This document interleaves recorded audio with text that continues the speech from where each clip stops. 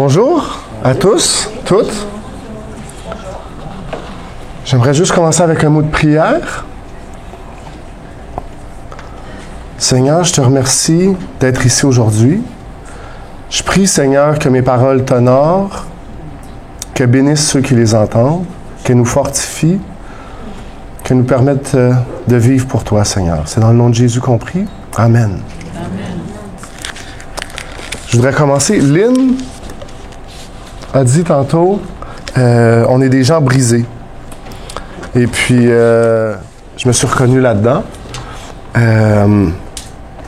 Puis, il y a un verset de Job, chapitre 5, qui m'est venu à un passage dans Job, chapitre 5. J'essaie de voir où est-ce que je vais commencer.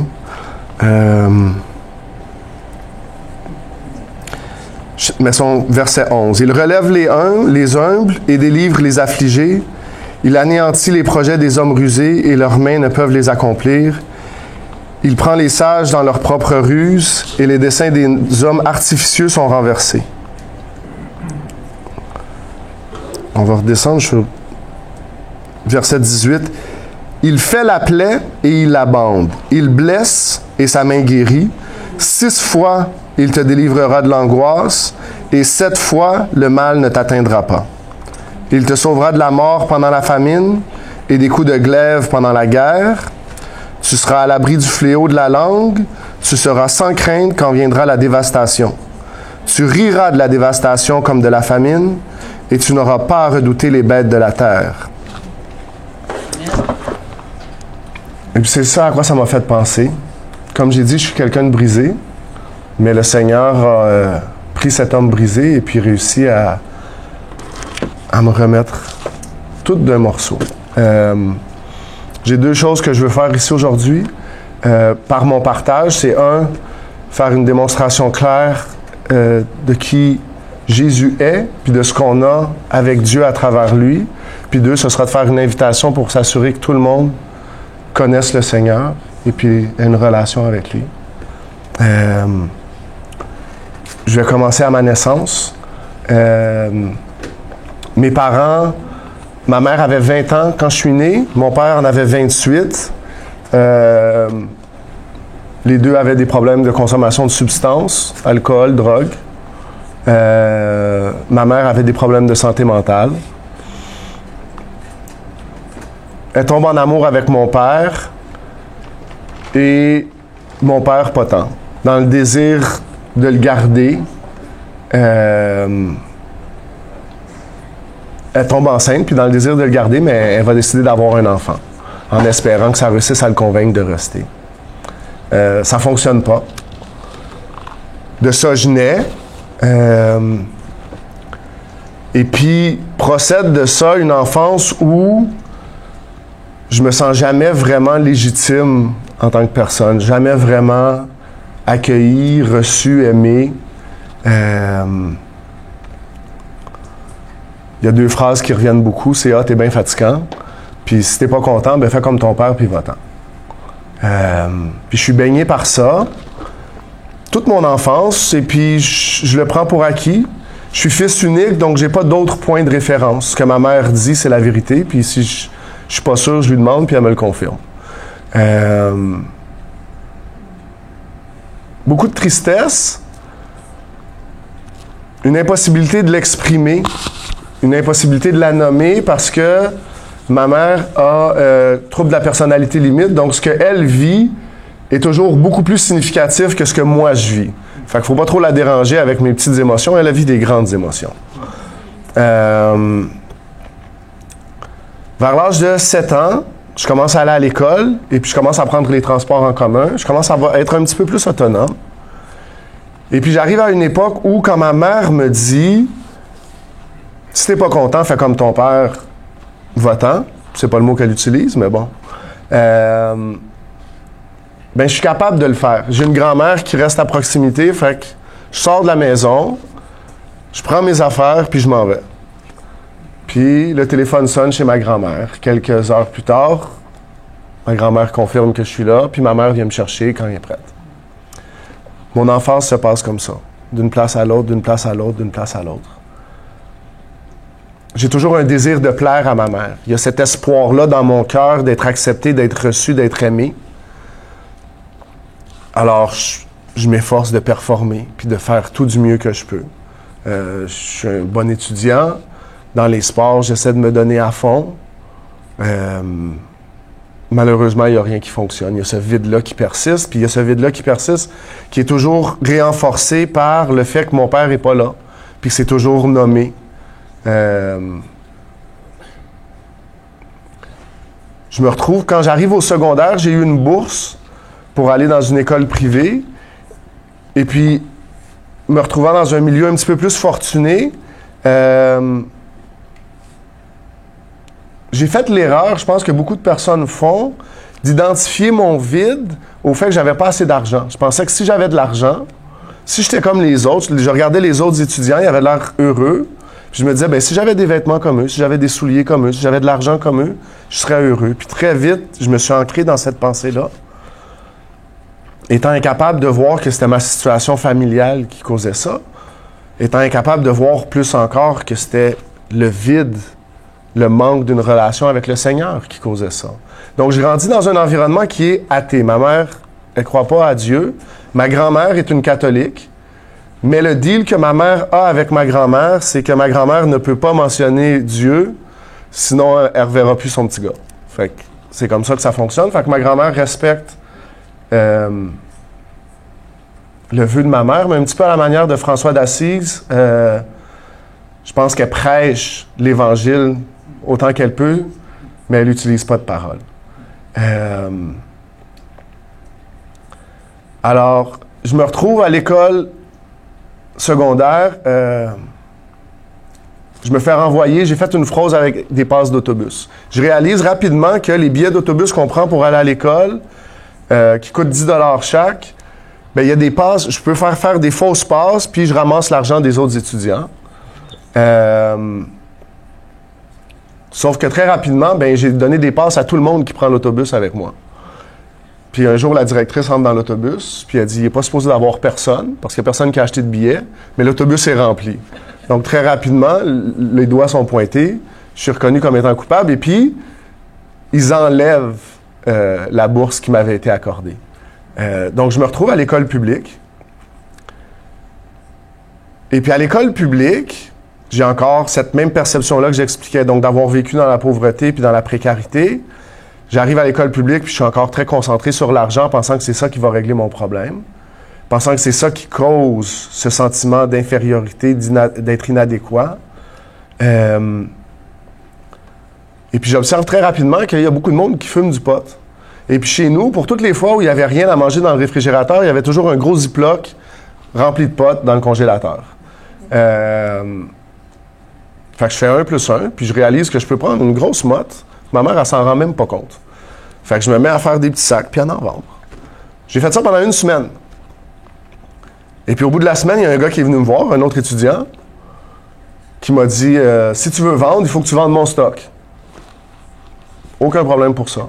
Ça a été mon introduction, si vous voulez, à la vente de stupéfiants. Aucun repère moral, aucune question éthique à savoir est-ce que c'est bien, est-ce que c'est mal. Ce qui compte, c'est l'argent. Sylvie, tantôt, a lu dans Ézéchiel un cœur de pierre. Puis je suis à cet âge-là, j'ai déjà, on est en 97, donc j'ai 15 ans.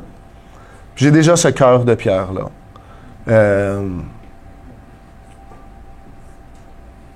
Il y a quelque chose qui s'est endurci, puis il y a tellement de douleur, puis il y a un désir de ne plus ressentir quoi que ce soit. Parce que c'est trop. Fait que je me déconnecte. Puis je me mets à vendre du pot. Je me fais expulser de l'école, je change d'école, je continue à vendre du pot. Cette autre école-là, je vais me retrouver dans un petit conflit, puis je vais me faire poignarder. Ma mère a déménagé entre-temps, et puis quand la police vient et que je leur donne mon adresse, ils réalisent que je ne reste plus dans le territoire de l'école. Fait que le directeur, il est bien content de me mettre dehors de l'école. Fait que je me fais mettre dehors de l'école. Sauf que c'est à cette école-là que tous mes clients sont. Fait que d'aller à l'autre école, ça fait aucun sens pour moi. Donc, je me retrouve à lâcher l'école pour aller à l'autre école pour vendre du pot. Le temps passe, et puis j'ai une opportunité de vendre de la coke, qui rapidement se transforme en la vente de crack. Alors, je suis au centre-ville de Montréal, et puis à ce moment-là, je fais 400-500 piastres par jour. Tous mes problèmes sont réglés. Il n'y a plus rien qui me préoccupe.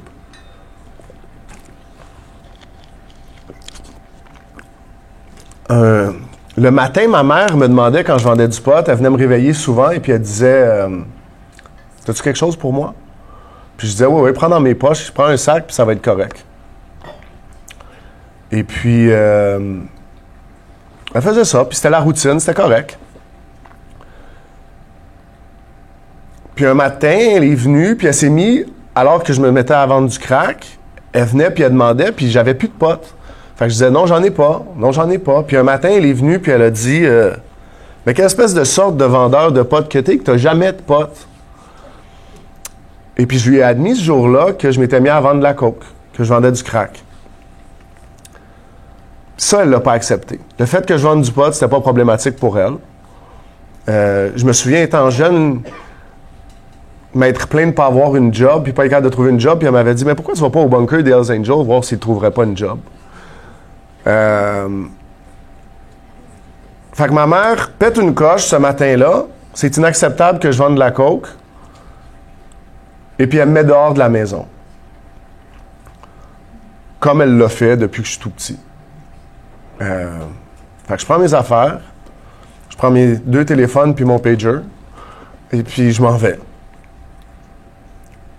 Je vais m'installer dans un hôtel du centre-ville où je me mets à servir des clients de là. Fait que ça rentabilise toute l'opération, puis c'est bien correct. Je me pose pas trop de questions. Un matin va venir, peut-être un mois plus tard, où on cogne à la porte. Et puis, il me reste plus de stock. Fait que je dis à la personne de s'en aller, puis ça continue de cogner. Puis je dis, j'ai rien, allez-vous-en. Ça continue de cogner. Finalement, je me lève, fâché, j'ouvre la porte, puis je réalise que c'est un de mes amis avec un de ses amis. Là, je dis, ah, qu'est-ce que vous faites là? Puis il dit, ah, ben, il faut que je te parle. Fait que je vais me coucher sur le lit, parce que je suis bien fatigué. Mon ami va s'asseoir au pied du lit, l'autre gars va rester debout. Puis mon ami va me dire, mes condoléances, ta mère est morte. Instantanément, j'ai su qu'elle s'était suicidée. Depuis que je suis tout petit, elle fait des tentatives, elle fait des menaces, elle parle toujours de ça. Le cœur de pierre. Ma réaction, c'est d'allumer une cigarette. Vous pardonnerez mon langage, je dirais, c'est-tu qu'elle est conne? Puis je fume une cigarette. Les 2 personnes qui étaient présentes là, puis j'ai pas fait un effort ou quoi que ce soit, mais ça a été ma réaction, c'est comme ça que je réagissais aux choses. La réaction des 2 gars qui étaient présents là, pendant des années, ils ont parlé de ça, disant, ce gars-là, c'est une machine. Puis il y avait comme une fierté qui était là-dedans, l'idée de cette froideur-là, de cette insensibilité-là, parce que dans le monde dans lequel je vivais, c'était valorisé. Ce soir-là, je suis allé battre du monde dans la rue au hasard. Parce que c'était ma façon d'exprimer cette peine-là, cette douleur-là, je pense.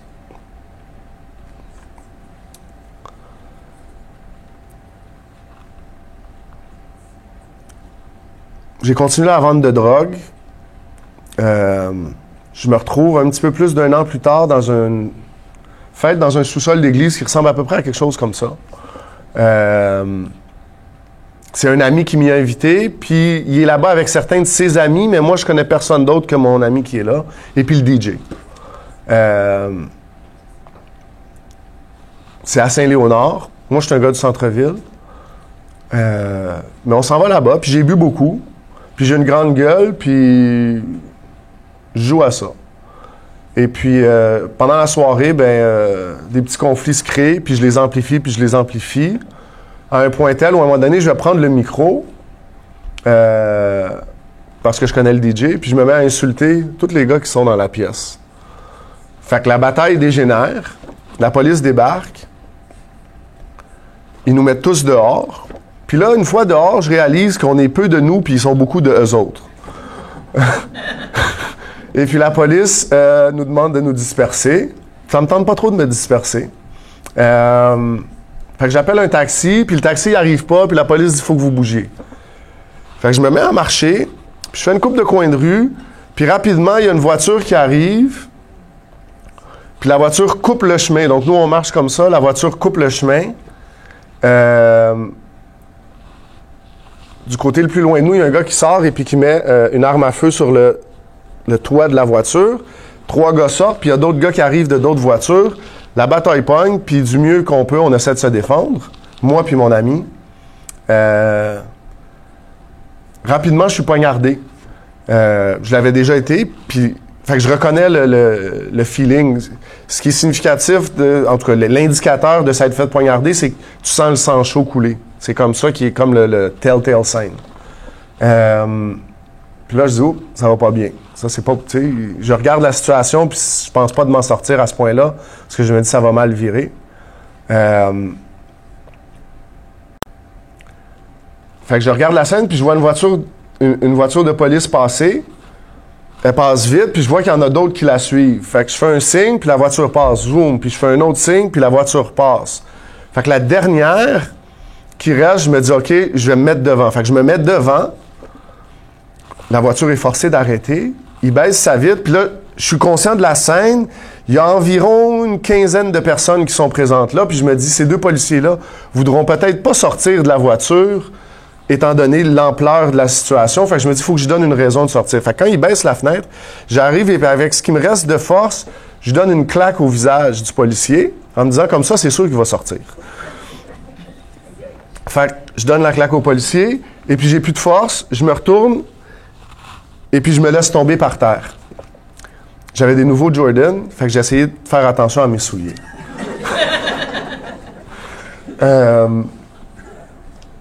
Après ça, je me souviens de rien, mais on m'a raconté l'histoire. Les policiers viennent me menotter, évidemment, prennent le temps que ça leur prend à maîtriser la scène. Pendant ce temps, je suis en train de saigner abondamment. Mon ami est là, il essaie de leur dire que je suis en train de saigner. Finalement, ils s'en rendent compte, enlèvent les menottes, appellent les ambulanciers. Les ambulanciers arrivent, me posent 2 questions. C'est quoi ton nom?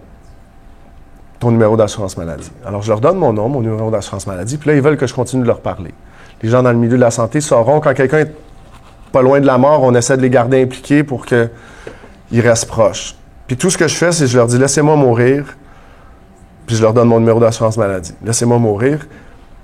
Je me souviens être sur le métropolitain dans l'ambulance, puis de tout doute. Finalement, j'arrive à l'hôpital Sacré-Cœur. À mon arrivée à l'hôpital Sacré-Cœur, je suis cliniquement mort. Donc, cliniquement mort, ça veut dire pas de pouls, pas de respiration. Fait qu'il y a cliniquement mort et puis biologiquement mort, d'habitude, arrive 4 à 6 minutes après être cliniquement mort. Les docteurs font un travail merveilleux, même si ça laisse une grosse cicatrice. Et puis, ils me ramènent à la vie. Il y a un verset dans Psaume 118 que j'aimerais lire, qui réfère à ça. Parce que je pense que c'est important pour tout le monde de comprendre que même si on ne connaît pas le Seigneur, lui, nous connaît. Puis lui nous aime. Puis il attend juste qu'on appelle à lui. Psaume 118, versets 17 et 18. « Je ne mourrai pas, je vivrai. Et je raconterai les œuvres de l'Éternel. L'Éternel m'a châtié, mais il ne m'a pas livré à la mort. » Alors, je survis, je sors des soins intensifs après 3 jours, avec des broches, des tubes qui sortent de mon poumon qui drainent le sang. Puis ma première priorité, c'est de fumer des cigarettes. Fait que je me cache dans les escaliers, je fume des cigarettes. Les infirmières s'en rendent compte. Ils trouvent que c'est pas raisonnable. Je trouve qu'elles sont pas raisonnables. Et puis, elles me disent, ben, si tu continues à fumer, il va falloir que tu partes. C'est quelque chose que j'entends depuis toute ma vie. Fait que quand on me dit, il faut que tu partes, je pars. Alors, je pars. Je sors de l'hôpital 6 jours après y être arrivé cliniquement mort. Puis je retourne sur mon coin de rue à aller gérer ce que je gère comme vente de stupéfiants. Puis je vais faire ça de mieux en mieux. À mesure que j'acquiers de l'expérience, je prends de l'ampleur. Je vais arriver à l'âge de 21 ans à avoir une organisation qui est assez structurée, avec une hiérarchie, puis plusieurs personnes qui travaillent pour moi.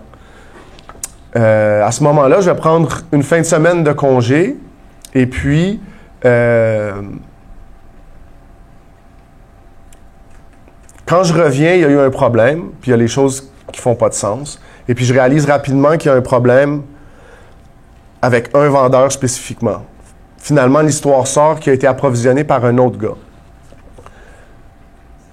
À ce moment-là, la seule façon que j'ai de régler le problème que j'envisage, parce que je le vois vraiment juste comme un problème, je suis incapable de percevoir l'aspect humain, c'est de dire, je vais le tuer.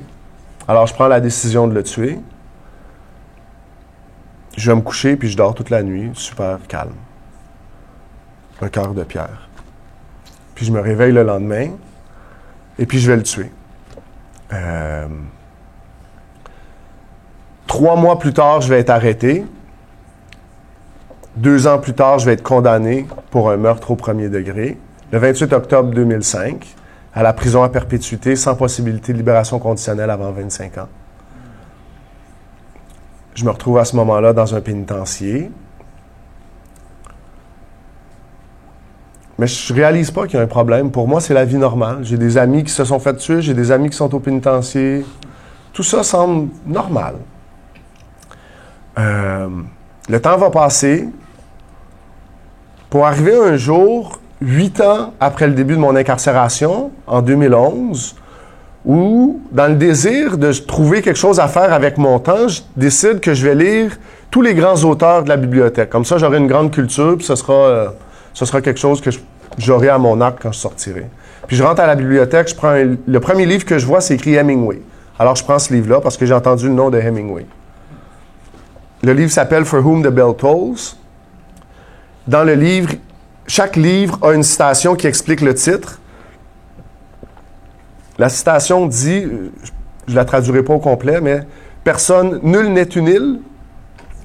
Chacun fait partie d'un tout. » Ça continue. Et puis après ça, il y a une phrase, la phrase qui me touche, qui m'arrête, qui change ma vie, qui est de dire « La mort de tout homme m'amoindrit, car je suis impliqué dans l'humanité. » Puis alors que j'avais vécu toute ma vie en compétition avec tout le reste du monde, je réalise que je suis impliqué dans l'humanité. Alors que je percevais seulement les conséquences que la société m'avait imposées pour le meurtre que j'avais commis, pour la première fois, j'ouvre mon esprit à l'idée que j'ai moi-même été affecté par la mort de cet homme-là que j'ai tué. La citation est en anglais. Je suis dans un pénitencier québécois. Il y a presque personne sur le staff qui parle anglais. Mais il y a un aumônier protestant qui, lui, est anglophone, que j'ai croisé dans une couple d'activités. Puis je me dis, je vais lui demander à lui. Fait que je lui envoie une requête avec la citation, puis je dis, j'aimerais ça en parler. Pendant 6 mois, on s'est rencontrés, puis on a parlé de ça, puis d'autres choses. Puis j'observe la paix qu'il a. Et que lui réfère toujours à Jésus puis à Dieu comme source de cette paix-là. Moi, je connais pas ça. Un homme qui est calme puis qui prend pas de place, pour moi, c'est pas un homme. Un homme, ça fait du bruit, ça tape sur le monde. C'est comme ça que tu deviens un homme. Fait que Jésus m'intrigue. Je désire ce qu'il a. Puis il m'invite à la chapelle. Et puis, j'en parlerai pour tous ceux qui ont été bénévoles. Les bénévoles ont l'habitude, à la chapelle à Archambault, le corridor est à peu près large comme l'allée ici. Et puis, tous les bénévoles se mettent en rang pour accueillir les détenus, ce qui est une belle idée. Sauf qu'il n'y a rien qui m'intimide plus que ces gens-là qui sont dans le corridor, puis tu peux pas les éviter. Tu peux pas rentrer puis juste t'asseoir en arrière. Fait que je vais pas à la chapelle. Il y a un autre détenu qui est là, que je croise des fois en allant voir l'aumônier, Puis lui m'invite aussi à la chapelle. Il y a eu des problèmes, puis je l'ai défendu dans des situations un petit peu difficiles. Fait qu'il y a comme une affection pour moi. Puis il dit, « Manny, quand est-ce que tu vas venir à la chapelle? » Puis ma réponse, c'est, « Je peux pas venir à la chapelle, je regarde le football le dimanche. » Tu sais, je suis un gars de priorité, puis il y a des choses qu'il faut garder en ordre. Il dit rien, il en prend note. Sauf que la saison de football a fini un jour. Puis il m'arrive, puis il dit, la saison de football est finie, tu viens-tu à la chapelle? Fait que je suis un gars de parole. Fait que je suis allé à la chapelle, j'ai bravé ces bénévoles intimidants. J'en ai peut-être salué un ou deux. Je suis allé m'asseoir. Et puis j'ai écouté cet homme prêcher, je pourrais pas vous dire ce qu'il a dit dans son message, je me souviens pas. Mais je me souviens qu'il a fait un appel au salut. Je me souviens qu'il a dit, si vous avez le désir de connaître Jésus, d'avoir une relation avec lui, de l'avoir comme votre sauveur, levez la main. Je cochais toutes ces boîtes-là, mais j'avais pas le courage de lever la main. J'étais trop peureux, trop lâche. Et puis Dieu est bon. Je crois que c'est le Saint-Esprit qui lui a dit, si vous êtes trop gêné, allez voir un bénévole après l'activité. Ça, c'était correct pour moi. Je suis allé voir un bénévole, puis je suis allé voir le bon bénévole, je pense. Dieu fait bien les choses. Je suis allé voir le bénévole. Il me dit, comment tu t'appelles? Je m'appelle Manny. OK, il s'appelle Tony. Est-ce que tu veux accepter le Seigneur? Oui, mais je suis pas prêt. Et puis, il part à rire. Il dit, c'est quoi ton plan pour être prêt pour que Dieu, le Créateur de l'univers, envoie son Fils unique mourir pour toi? Comment tu vas être prêt? Qu'est-ce que tu fais pour te préparer? Je réalise un petit peu le ridicule de la chose, mais je lui dis, tu comprends pas, j'ai tué quelqu'un. Porte de sortie, après ça, il faut qu'il me laisse tranquille. Et puis, il sourit. Et puis, il fait le chemin qui est peut-être une quinzaine de pieds, puis il va chercher un petit Nouveau Testament des Gédéons qui ouvre à Actes, chapitre 7. Le meurtre d'Étienne, où on voit que Saul consent, participe. Puis il m'explique que Saul a écrit le 2/3 du Nouveau Testament. J'ai plus d'objection. Alors, n'ayant plus d'objection, ben, OK, je vais faire la prière. Et puis j'ai fait la prière de repentance ce jour-là. J'ai accepté le Seigneur dans mon cœur ce jour-là. J'ai commencé à lire ce jour-là, j'ai jamais arrêté. La semaine suivante, mon frère Pierre est venu prêcher un super beau message. Paul et Silas, enfin, qui sont en train de chanter, puis il nous a donné toute une exposition sur comment louer le Seigneur.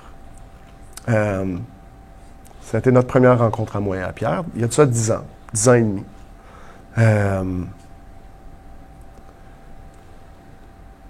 J'accepte le Seigneur, je grandis, je lis la parole, la lumière s'est allumée, je commence à comprendre.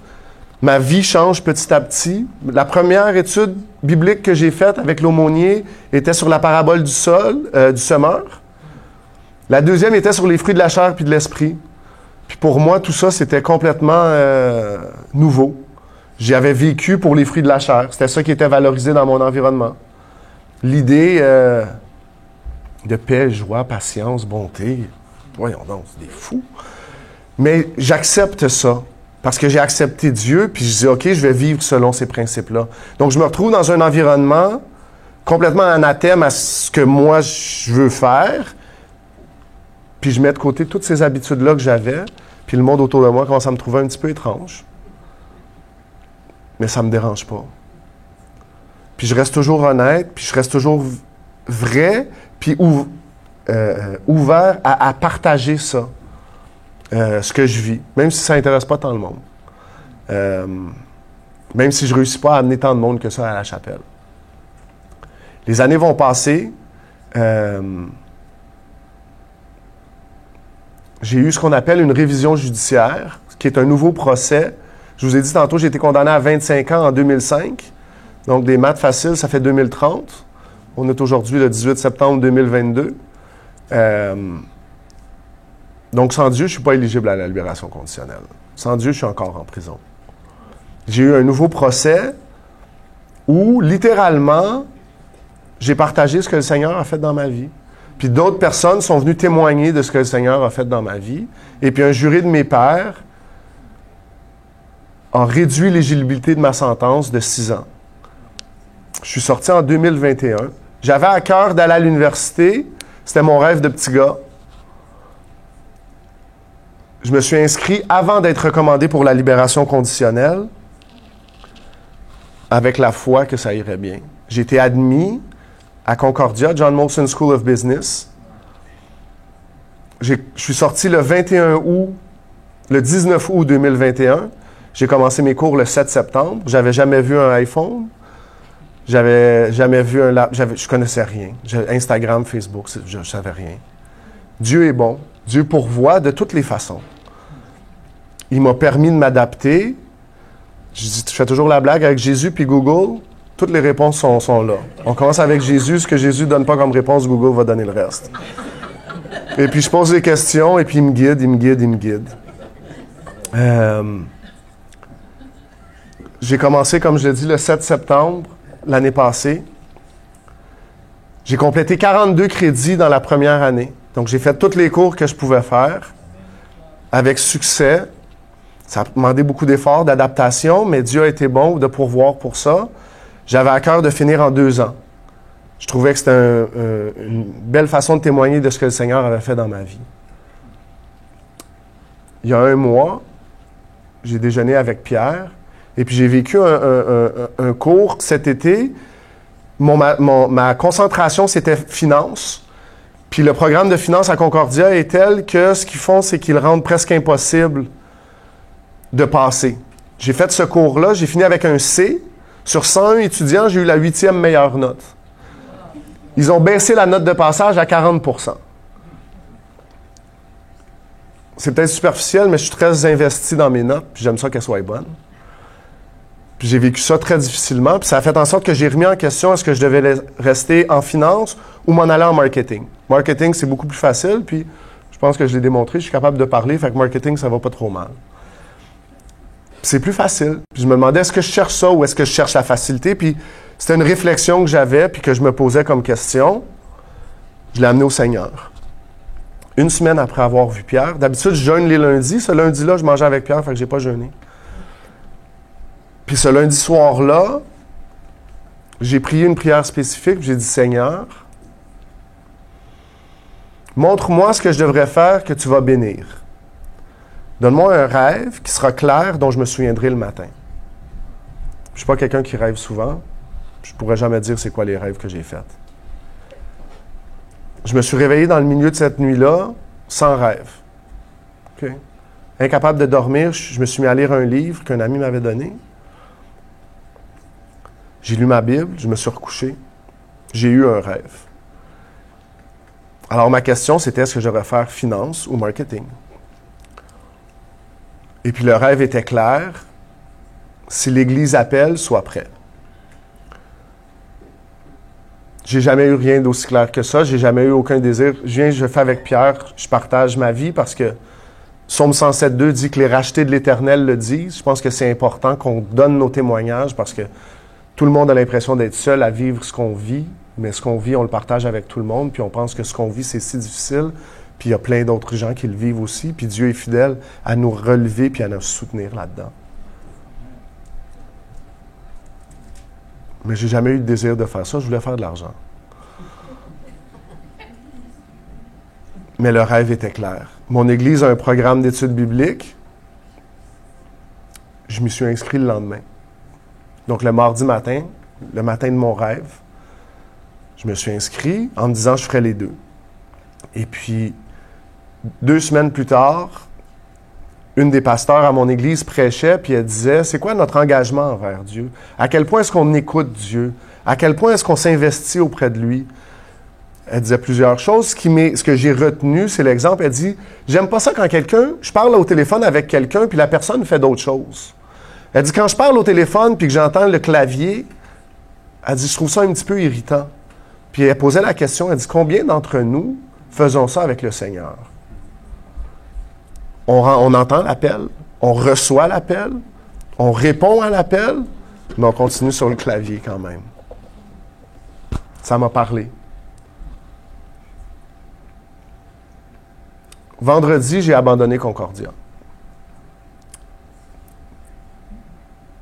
J'ai entendu l'appel. J'ai répondu. Dieu a été bon dans ma vie. Le cœur de Pierre, il l'a rendu tendre. L'homme qui est venu prêcher la première fois s'appelle Danny Lorenzen. Tu as parlé d'Ézéchiel. Les os, je ne sais pas ce qu'on dit en français, les os secs, asséchés. Les os. Et puis, il va ramener la vie de ça. Moi, j'avais accepté que j'avais plus de famille. Verset 27, 10, Psaume 27, verset 10 dit « Car mon père et ma mère m'abandonnent, mais l'Éternel me recueillera. » Moi, j'ai vécu ça. Mon père m'a abandonné dès la naissance, ma mère à 17 ans. J'espérais aucune famille. J'avais fait la paix avec ça. L'homme qui est venu prêcher ce jour-là, j'ai une relation avec lui qui s'est maintenue à travers ces 10 années-là. C'est lui qui est venu me chercher à ma sortie du pénitencier. Il vient me chercher chaque dimanche. Je suis un membre de son église. On mange ensemble. Il est devenu pour moi un père. Sa femme est devenue pour moi une mère. Sa fille est devenue pour moi une sœur. Ses petits-enfants sont devenus pour moi un neveu puis une nièce. Dieu fait des miracles. Je pense que c'est important de lui consacrer nos vies à la hauteur de ces miracles-là. Je pense que je voulais faire 2 choses. La première, c'était l'exposition. La deuxième chose, c'était l'invitation. Je vais vous demander juste de baisser la tête.